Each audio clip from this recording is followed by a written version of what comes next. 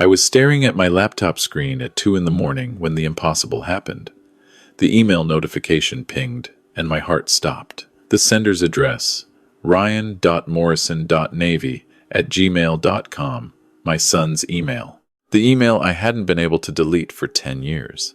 The subject line was blank. The message contained only 4 words.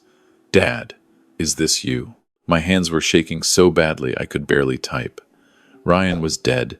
I'd stood on the deck of the USS Gerald Ford 10 years ago and watched them fire a 21-gun salute over empty waters.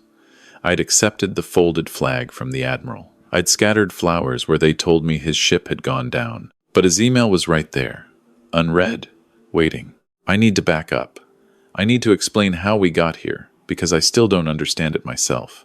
And I've lived through every moment of the last decade trying to make sense of what happened. 10 years ago, my son Ryan was a lieutenant in the United States Navy, 28 years old, sonar technician on the USS Howard, a destroyer operating in the Philippine Sea. I was so proud of him I could barely stand it. He was everything I'd hoped to be when I served. Smarter, braver, better. His mother died when he was 16, and I'd raised him alone after that. Just the 2 of us against the world. When he joined the Navy, I felt like I'd done something right for once in my life. March 15th, 2015. That's the date that split my life into before and after. The USS Howard was conducting routine operations about 200 miles east of Luzon when a catastrophic equipment failure caused a fire in the engine room. The official report said the fire spread faster than anyone anticipated.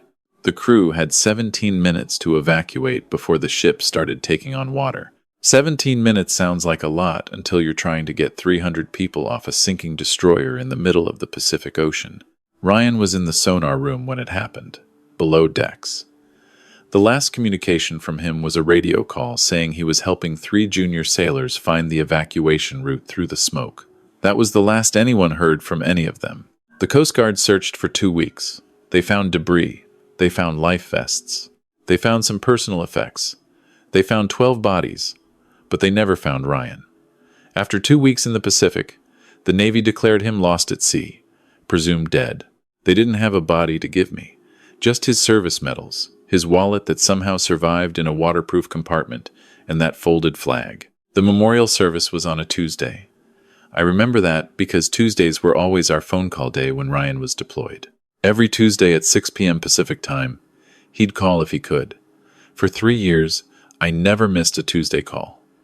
After he died, Tuesdays became the hardest day of the week. I kept his apartment exactly as it was for almost a year.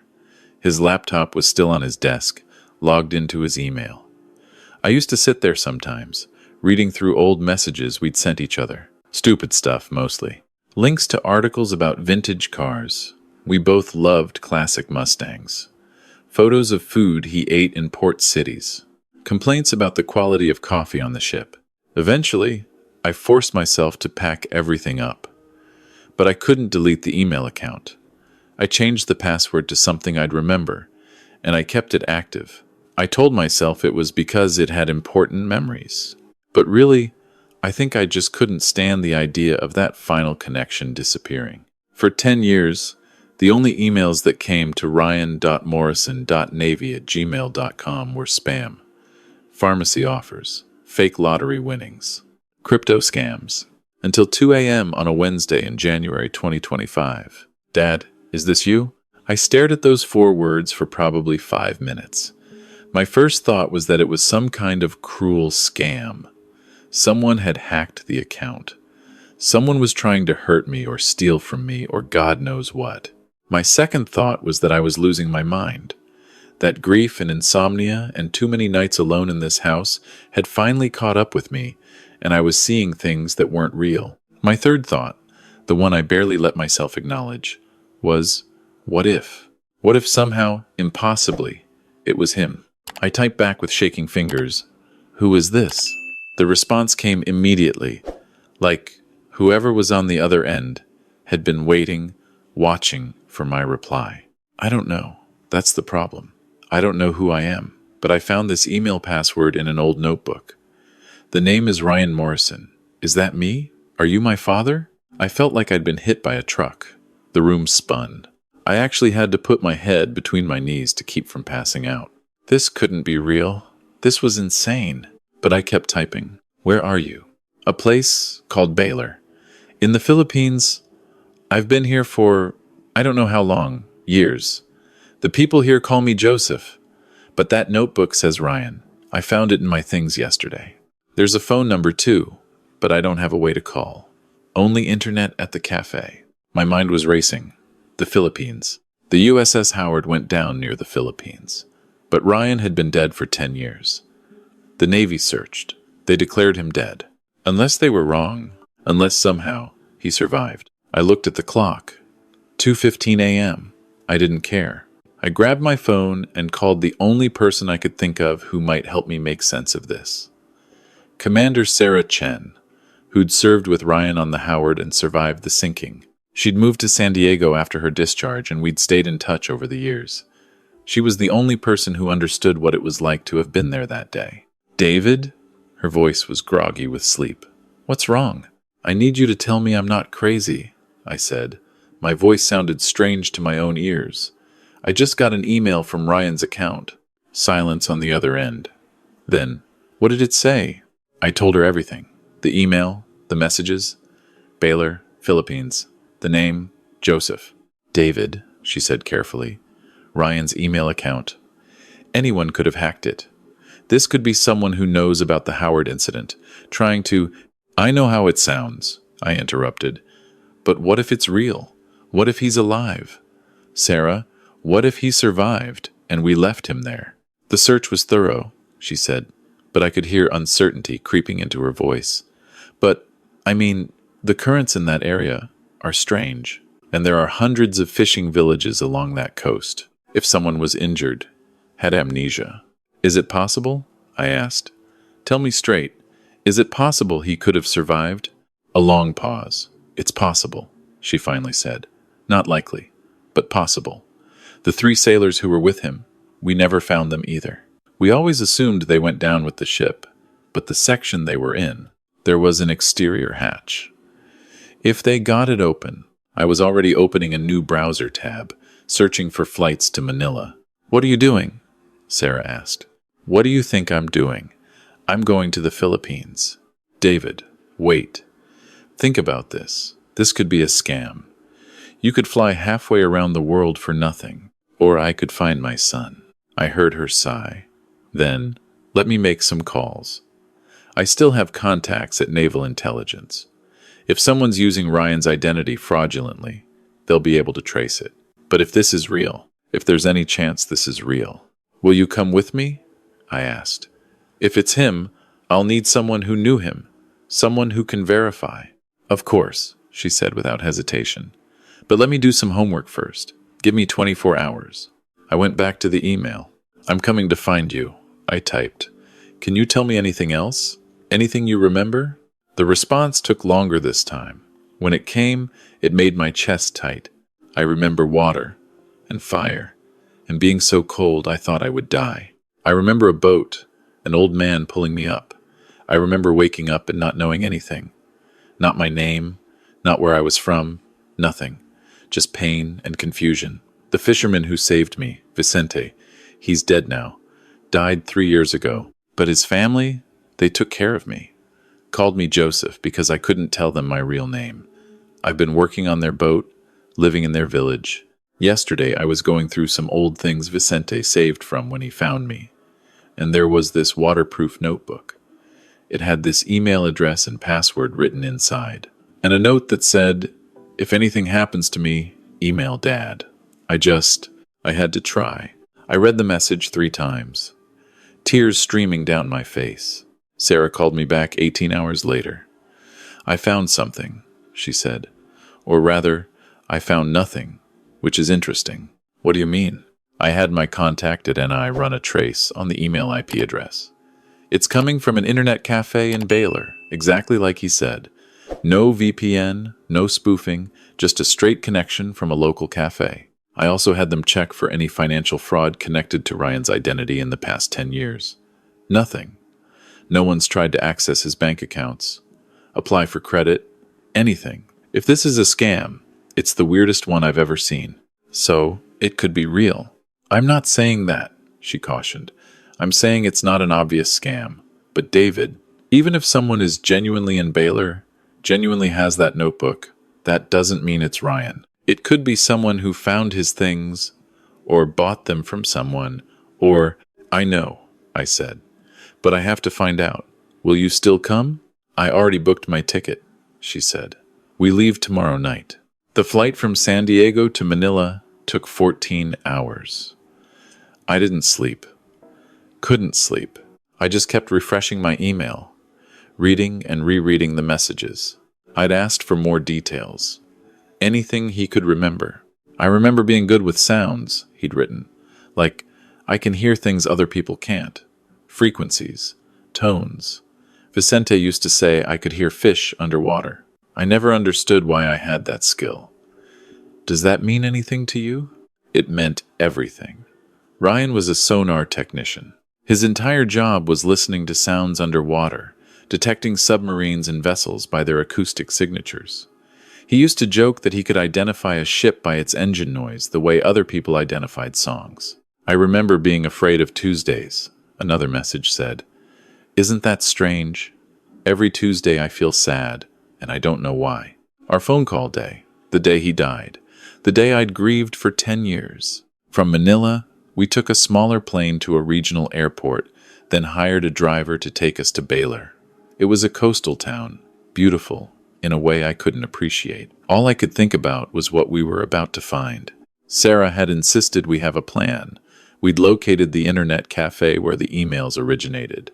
We'd found contact information for several fishing families in the area, named Vicente. We had a photo of Ryan from right before the Howard sank, young, smiling, in his Navy uniform. Remember, Sarah said as we drove into town, 10 years is a long time. If it is him, he'll look different. And if he has amnesia, he might not remember us at all. I know, I said. But I didn't know. I had no idea what I was walking into. The internet cafe was small, barely more than a room with 4 ancient computers and a teenage girl working the counter. Sarah showed her the photo of Ryan. The girl's face lit up. Joseph, she said in accented English. You know Joseph? My heart was pounding so hard I thought I might have a heart attack right there. Where can we find him? Sarah asked, her voice steady even though I could see her hands trembling. He works on the fishing boat, every day. They come back around 5 o'clock. You can wait at the dock. It was 3 p.m., 2 hours. We waited. I drank 3 cups of terrible coffee and couldn't taste any of them. Sarah tried to make conversation, prepare me, but I couldn't focus on her words. All I could think was, 2 hours. In 2 hours, I would know. At 4:45, boats started coming in. Small fishing vessels, weathered and worn. Families gathered at the dock to help unload the catch, calling to each other in Tagalog. Then I saw him. He was on the 3rd boat, hauling in nets with the easy strength of someone who'd done this work for years. He was tan, much darker than Ryan had been. His hair was longer, tied back. He had a beard. He was thinner, more wiry muscle than the athletic build Ryan had maintained in the Navy. But his eyes. Dear God, his eyes were exactly the same. That's him, I whispered. Sarah gripped my arm. Are you sure? That's my son. We walked toward the dock. Joseph, Ryan, whoever he was laughing at something one of the other fishermen said. He moved differently than Ryan had, more relaxed, less military precision. But the way he tilted his head when he listened, the way his hands moved when he talked, that was Ryan. He saw us approaching. Foreigners were probably unusual enough in this village to draw attention.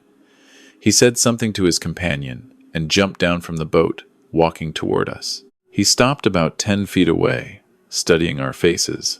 His expression was uncertain, almost frightened. Are you? He started, then stopped. Tried again. Did you come because of the emails? I couldn't speak. My throat had closed up completely. Sarah stepped forward. I'm Sarah Chen, she said. I served with Ryan Morrison. This is David Morrison, Ryan's father. He stared at me. Really looked at me, like he was searching for something familiar. I watched his face, saw confusion, frustration, and something that might have been hope. "I don't remember you," he said finally, and the pain in his voice nearly broke me. "I'm sorry. I want to. I've been trying. But I don't remember." "It's okay," I managed to say. Though it wasn't. Nothing about this was okay. Can we talk?" He nodded and led us to a small cafe near the dock. We sat at a table outside, and he told us his story. Vicente Rodriguez had found him floating on debris about 300 miles north of where the Howard went down. This was 2.5 weeks after the sinking, well after the official search had ended. Joseph. I still couldn't think of him as Ryan. Had been barely alive. Hypothermic, dehydrated, injured. He had a severe head wound that Vicente thought might kill him. But Vicente didn't have a radio on his small fishing boat, and by the time he got back to shore, he'd decided this young man needed care more than he needed authorities. Vicente's sister was a retired nurse. She treated the head wound, the infection, the dehydration. It took weeks before he was conscious for more than a few minutes at a time. And when he finally woke up properly, he remembered nothing. Not his name, not where he was from, not what had happened to him. He spoke English, which told them he was probably American or European. But that was all they knew. Vicente reported finding him to the local police, but there were no missing persons reports that matched. The police figured he was probably a tourist who'd been in a boating accident, and when no one came looking for him after a few months, they lost interest. So Joseph stayed. Vicente's family took him in, gave him work, gave him a life. He learned to fish, learned some Tagalog, learned to live with the blank spaces in his mind where his past should have been. "I had dreams sometimes," he said. "Nightmares, really. About being underwater, about fire, about not being able to save people who were counting on me. I'd wake up crying and not know why." Sarah reached across the table and took his hand. "You tried to save 3 young sailors," she said gently. "They were trapped below decks when the Howard was going down. You radioed that you were going to help them evacuate. You were a hero, Ryan. You were always a hero." He flinched at the name. "Ryan," he repeated. "That's supposed to be me, but I don't feel like a Ryan. I've been Joseph for so long." "You can be whoever you want to be," I said. "But I need to know. I need to be sure. Would you be willing to take a DNA test?" He nodded immediately. "Yes, I want to know too. I want to know who I was." Sarah had anticipated this. She'd brought a DNA kit with her, the kind you could mail to a lab. We did the swab right there at the cafe, and she overnighted it to a lab in Manila that could expedite the results. 3 days. We had to wait 3 days for confirmation. I spent those 3 days in Baylor, getting to know this man who might be my son. He showed me the village, the boat, the small house where Vicente's family had given him a room. He introduced me to the people who'd become his family over the past decade.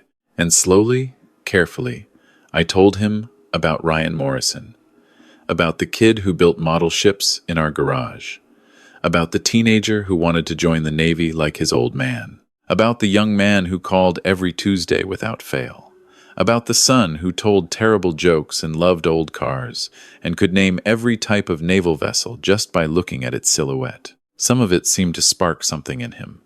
When I mentioned the Mustangs, he got a strange look on his face. "I drew a car once," he said. "A few years ago. I don't know why. I just felt like I needed to draw this specific car. Do you want to see?" He showed me a sketch in one of his notebooks. It was a 1967 Mustang Fastback, the exact model Ryan and I had always talked about restoring together someday. On the 3rd day, Sarah's phone rang. The lab in Manila. We were all sitting together at the cafe. Me, Sarah, and Joseph. He'd asked to be there when we got the results. Sarah listened for a moment, thanked the person on the phone, and hung up. Her eyes were shining with tears. "It's a match," she said. "David, it's him. It's Ryan." I looked at my son, and he was my son. That was confirmed now, scientifically proven, and I didn't know what to say. How do you greet someone you've mourned for 10 years? How do you reclaim a relationship that's been erased from someone's memory? Ryan, I forced myself to use his real name, was staring at his hands. "I'm Ryan Morrison," he said quietly, like he was testing the words. I was a lieutenant in the United States Navy. I served on the USS Howard. I had a father who called me every Tuesday. He looked up at me, tears streaming down his face. I'm sorry I don't remember. I'm so sorry. Don't apologize, I said, reaching across the table to grip his hand. You survived. Against impossible odds, you survived. That's all that matters. What happens now? He asked. Am I supposed to go back? To America? To the Navy? Sarah shook her head. The Navy declared you dead. Legally, you'll need to go through a process to be reinstated to living status. But that's just paperwork. You don't owe the military anything. Your service ended the day the Howard sank. And as for coming home, I said, that's entirely up to you. This is your home now, if you want it to be. These people saved your life. I'm not going to ask you to leave them. But even as I said it, I hoped. God, how I hoped. Ryan was quiet for a long time. Then he said, Can I have some time to think about it? To figure out who I am now that I know who I was? Of course, I said. Take all the time you need. I stayed in Baylor for 2 more weeks. Every day, Ryan and I would have breakfast together, and I'd tell him stories about his life before. I showed him photos on my phone, videos, old emails. Some of it seemed to resonate with him. Other times, he'd just look confused and sad. But slowly, something was building between us. Not the relationship we'd had before. That was gone, probably forever. But something new. He started calling me David instead of Mr. Morrison. He asked questions about his mother, about his childhood, about the man he'd been. On my last day before I had to fly back to San Diego, Ryan took me out on the fishing boat, just the 2 of us, and the open ocean. I remember this, he said suddenly as we sat there on the gently rocking boat. Not this specifically, but being on the water, feeling at peace here. I remember loving this. You always did, I said, even as a kid. We'd go to the beach and you'd stay in the water until your lips turned blue and I had to drag you out. He smiled. It was the first time I'd seen him smile since we'd met, really smile, and it looked just like Ryan's smile. Just like my son. I don't know if I'll ever remember everything, he said. The doctors Sarah connected me with, they say the head trauma was severe. Some memories might come back, but a lot of them probably won't. That's okay, I said. Is it? He asked. How can it be okay? I lost 10 years. You lost 10 years. The people I served with, they thought I was dead. I should have tried harder to remember. I should have... Stop, I said firmly. You survived a catastrophic ship sinking. You floated in the Pacific Ocean for weeks. You had severe head trauma. The fact that you're alive at all is a miracle. The fact that you built a life here, that you found people who cared for you, that you kept going even when you didn't know who you were, that's incredible. You have nothing to apologize for. He was quiet for a moment. Then, will you come back? To visit? Are you kidding? I said. Try keeping me away. I just found out my son is alive. I'm not losing him again. Good, he said. Because I think I'd like to get to know my father. The real me might not remember you, but this me, Joseph, Ryan, whoever I am now, I'd like to know you. We sat on that boat until sunset, not saying much, just being together. And for the first time in 10 years, I felt something I'd forgotten was possible. I felt hope. Ryan did eventually come back to the States, about 6 months later, not permanently. He splits his time now between Baylor and San Diego. He says both places are home. The Navy gave him full honors for his service and formally discharged him with a medical retirement. The 3 sailors he'd been trying to save were never found, and he carries that with him, though he doesn't remember it. Some memories have come back, small things mostly. He remembered the model ships we built. He remembered his mother's laugh. He remembered that he hated Brussels sprouts and loved terrible action movies. But a lot stayed gone. He doesn't remember the day the Howard sank. He doesn't remember our Tuesday phone calls. He doesn't remember most of his naval service. What he does remember, what he's building now, is this. He has a father who flew halfway around the world, on the slim possibility that an email was real. He has a community in the Philippines who saved his life and asked for nothing in return. He has friends from his old Navy days who welcomed him back like he'd never been gone. He has a second chance that most people don't get. We talk every Sunday now. Not Tuesday. That day still carries too much weight for both of us. But Sunday works. We talk about his week fishing, about my week at the Veterans Center where I volunteer now. We talk about the Mustang we're restoring together in my garage when he's in town. We talk about the future instead of the past we lost. Sometimes people ask me what it's like, having a son who doesn't remember being your son. The truth is, it's hard. It breaks my heart sometimes, knowing that all those memories I cherish, teaching him to ride a bike, his high school graduation, the day he left for basic training, those are mine alone now. He'll never remember them. But here's what I've learned. Memory isn't the same as love.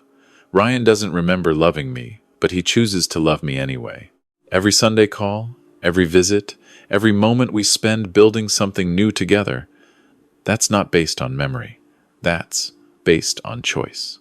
And somehow, that means even more. The day I got that email, I thought I was receiving a message from a ghost. What I actually received was a second chance, a reminder that hope is never wasted, that the people we love have a way of finding their way back to us, even when it seems impossible. I buried my son 10 years ago, or at least I thought I did. Last January, he sent me an email that said, "Dad, is this you?" And I found out that sometimes miracles do happen. Sometimes the people we've lost aren't as lost as we thought. Sometimes love is strong enough to bridge even the widest gaps. Sometimes you get to start over. And sometimes that's even better than going back.